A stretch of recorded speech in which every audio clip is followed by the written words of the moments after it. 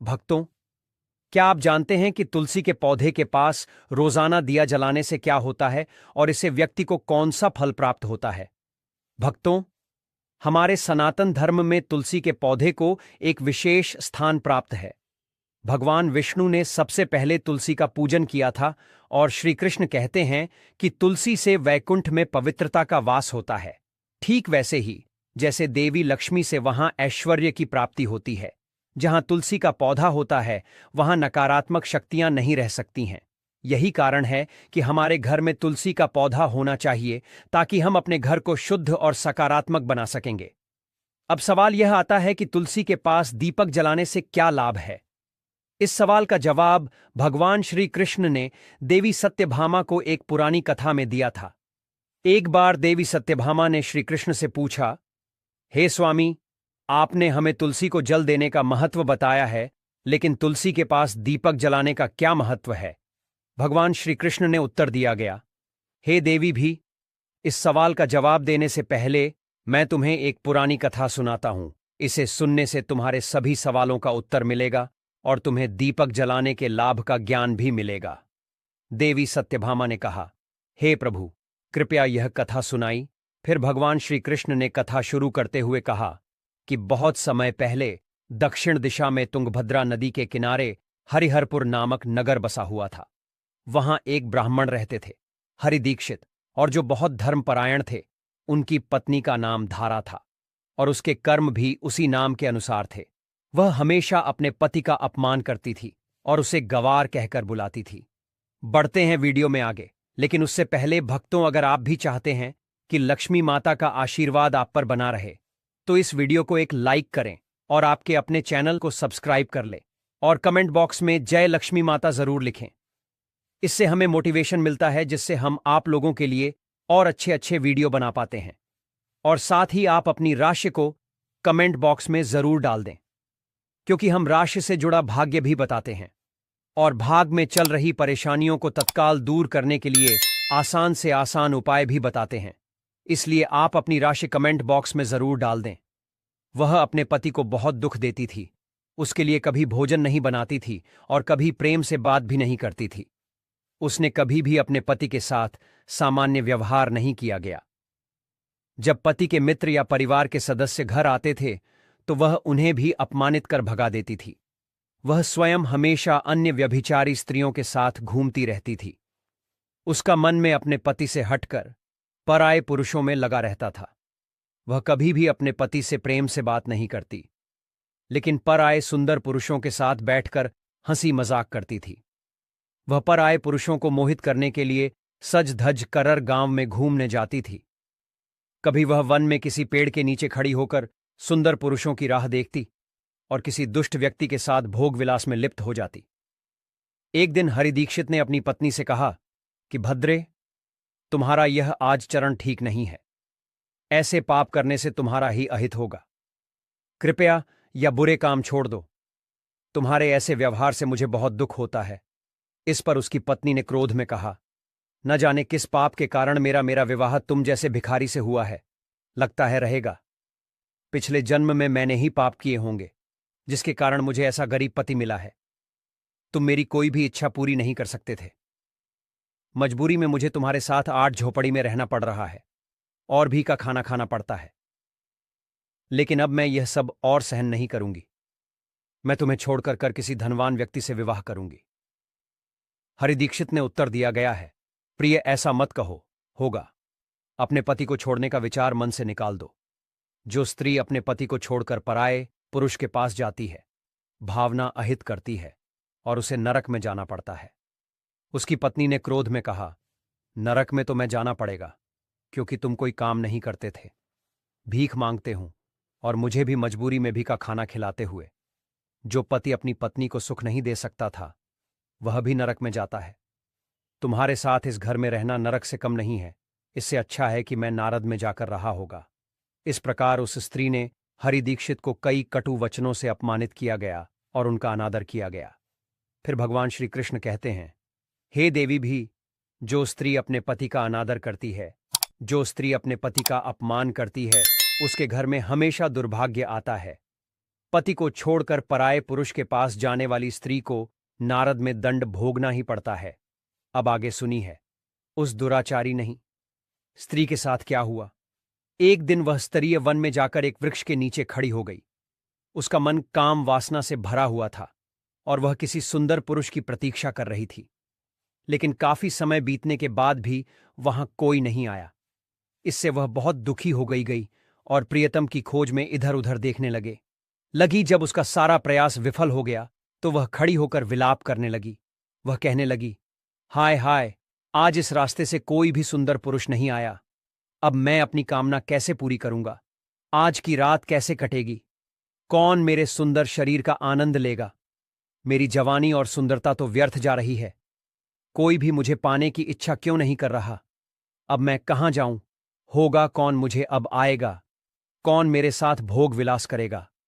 मेरा पति तो मूर्ख है, लेकिन अब ऐसा लगता है कि यह संसार भी मूर्ख पुरुषों से भरा हुआ है। कोई भी इतनी सुंदर स्त्री को पाने की कामना नहीं करता।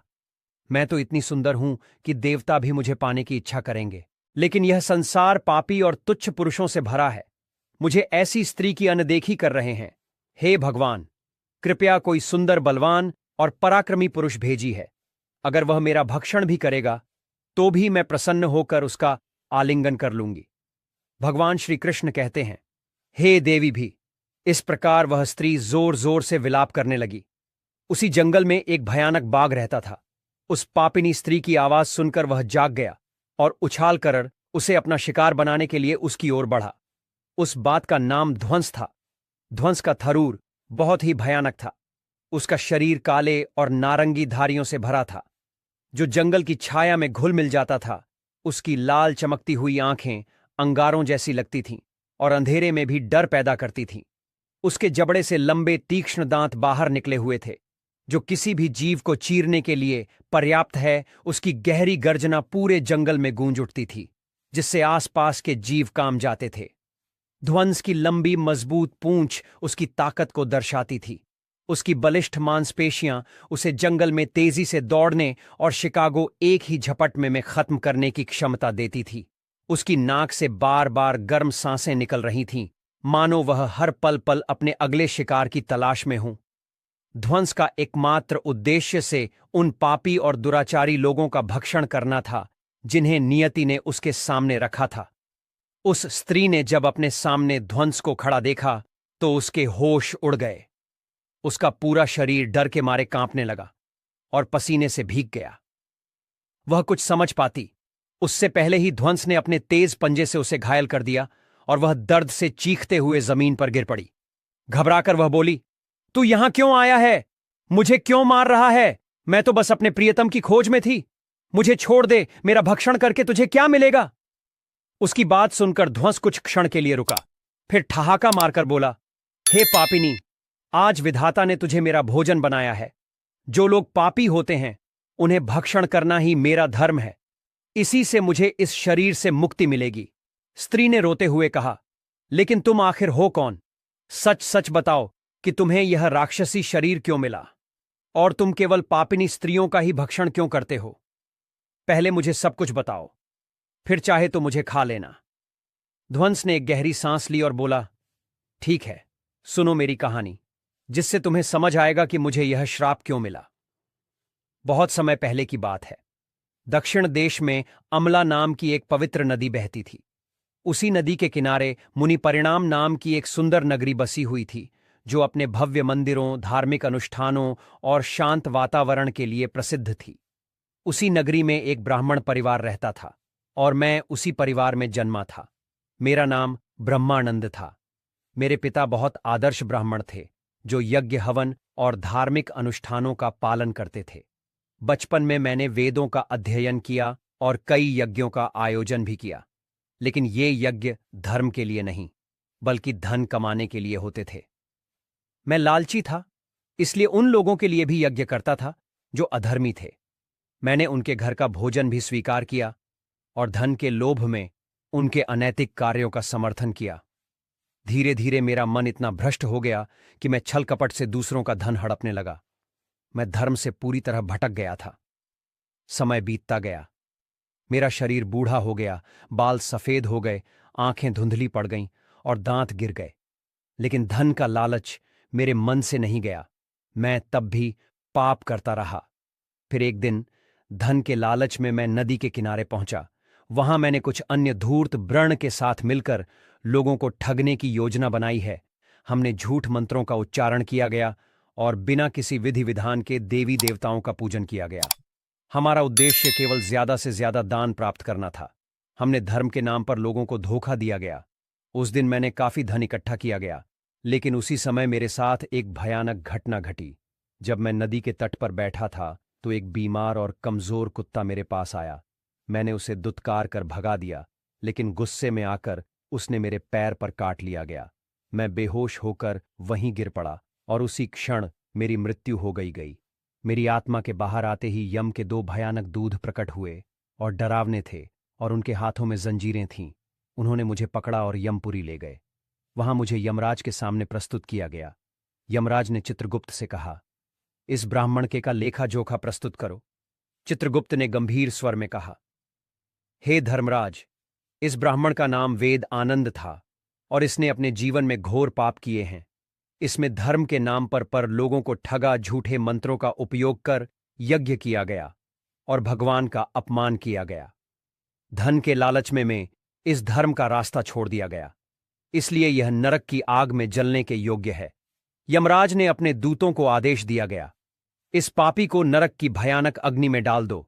इसे वहां अपने पापों का फल भोगना होगा। इसके बाद मुझे नरक में भयंकर यातनाएं सहनी पड़ी। बड़ी वर्षों तक मैं उस भयानक पीड़ा में तड़पता रहा।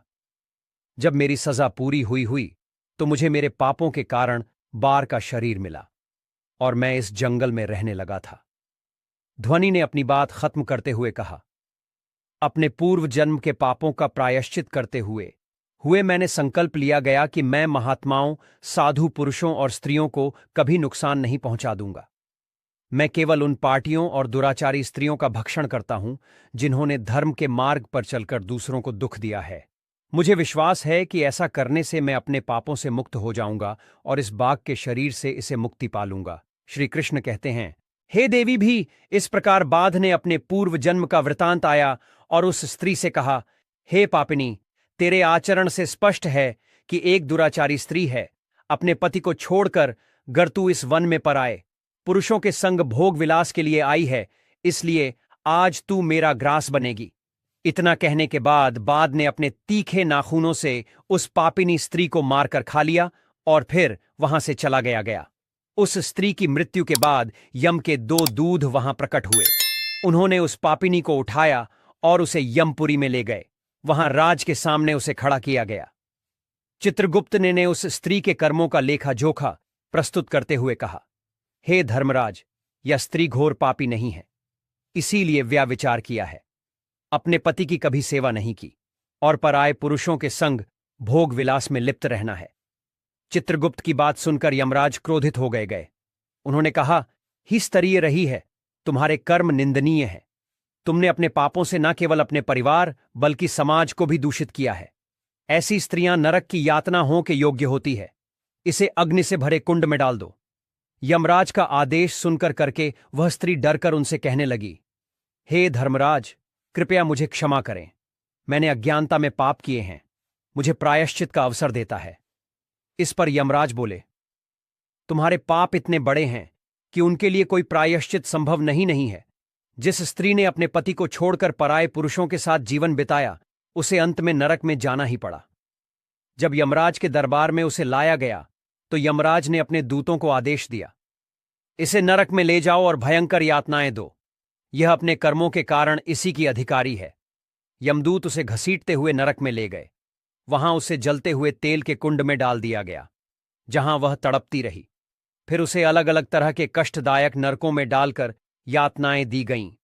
वर्षों तक इस पीड़ा को सहने के बाद उसने पृथ्वी पर एक चांडाल, नीच जाति के रूप में जन्म लिया। चांडाल के घर में जन्म लेने के बाद भी उसने अपने पुराने पापों से कुछ नहीं सीखा और फिर से बुरे कर्मों में लिप्त हो गई। वह अनेक पापी पुरुषों के साथ व्यभिचार करती रही, लेकिन पिछले जन्म के पापों का परिणाम उसे भुगतना ही था। कुछ ही समय बाद उसे कोढ़, कुष्ठ रोग हो गया। उसका पूरा शरीर सड़ने लगा जलन होने लगी और आंखों में भयंकर पीड़ा होने लगी। वह तड़प तड़प कर जीवन बिताने लगी, पर कहीं कोई राहत नहीं मिली। एक दिन उसने तीर्थ स्थान में स्नान करने की इच्छा की और एक पवित्र नगर में पहुंच गई। वहां वह एक आश्रम के बाहर रहने लगी। उस आश्रम में एक सुंदर तुलसी का पौधा लगा हुआ था। वह रोज देखती कि स्त्रियां उस तुलसी के पास दीपक जलाती थीं। यह देखकर उसे बड़ा आश्चर्य हुआ। आखिर एक दिन उसने वहां रहने वाले एक साधु से पूछा, हे साधु महाराज, यह कौन सा पौधा है और स्त्रियां इसके पास दीपक क्यों जलाती हैं? साधु मुस्कुराकर बोले, हे कल्याणी, यह तुलसी का पवित्र पौधा है। इसके दर्शन मात्र से सभी संकट दूर हो जाते हैं। इसे जल चढ़ाने से देवी देवताओं की कृपा प्राप्त होती है और इसके पास दीपक जलाने से सारे पाप नष्ट हो जाते हैं। स्त्री को यह सुनकर बड़ा आश्चर्य हुआ। उसने फिर पूछा, साधु महाराज, यदि कोई बहुत बड़ी पापिनी स्त्री भी तुलसी के पास दीपक जलाए तो क्या उसके भी पाप नष्ट हो सकते हैं?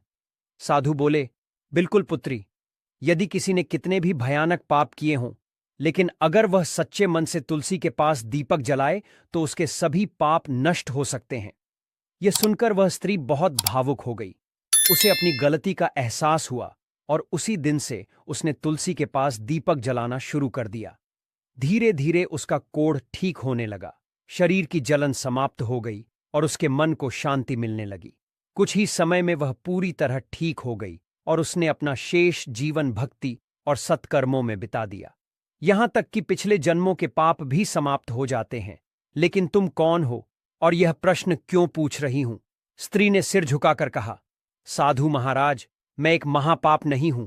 मैंने व्याभिचार और अनेकों पाप किए हैं। इन्हीं पापों के कारण मेरी यह दुर्दशा हुई है। कृपया मुझे इन पापों से मुक्ति का उपाय बताएं।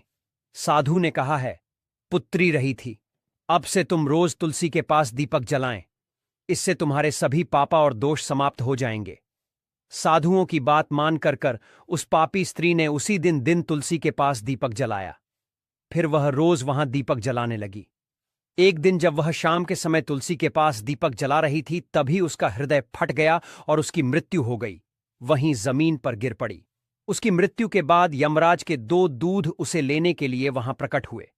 जैसे ही उन्होंने उसे अपने पास में बांध कर ले जाने का प्रयास किया गया, तभी भगवान विष्णु के 2 डिब्बे पास्ट वहां प्रकट हुए।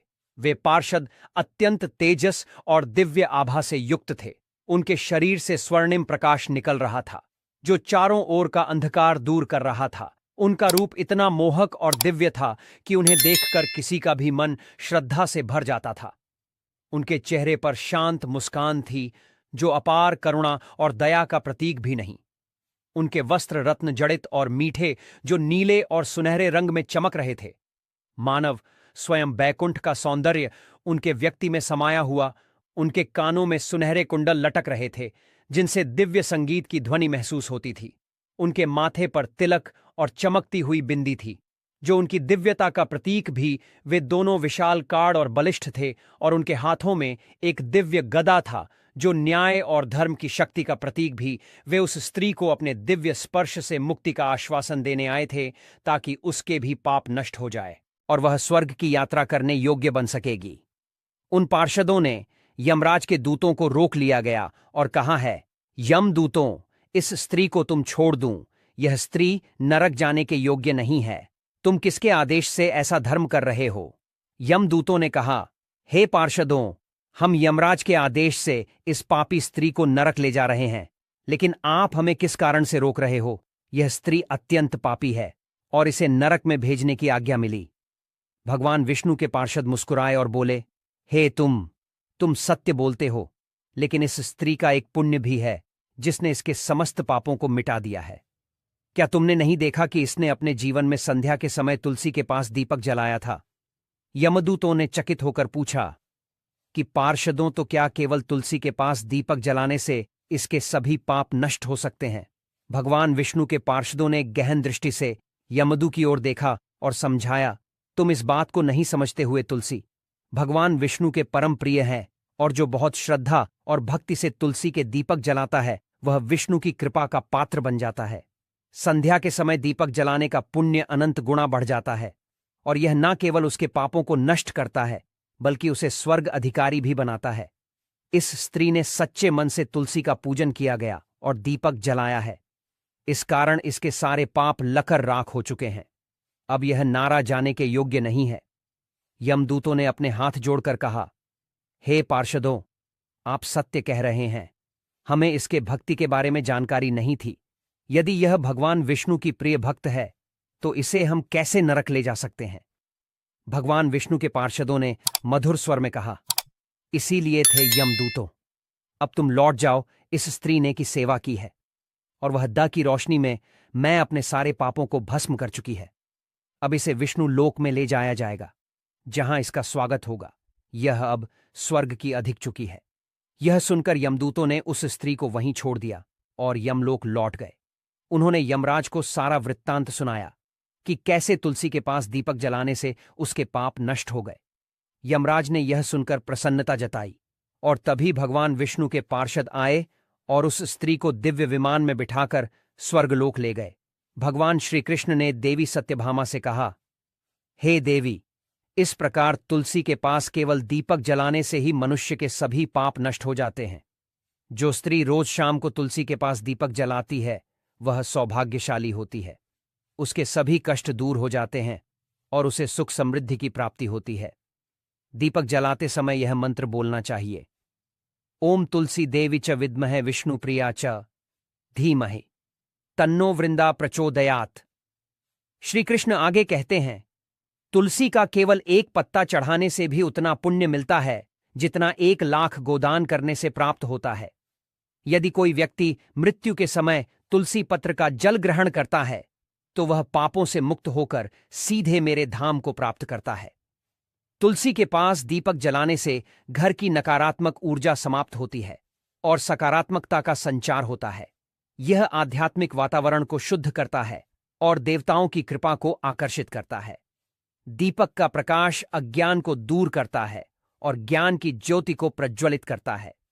जब कोई व्यक्ति तुलसी के पास दीपक जलाकर आरती करता है तो भगवान विष्णु की कृपा प्राप्त करना बहुत आसान हो जाता है। यह ध्यान और एकाग्रता को भी बढ़ाता है। दीपक जलाने का सबसे शुभ समय सूर्यास्त के समय होता है।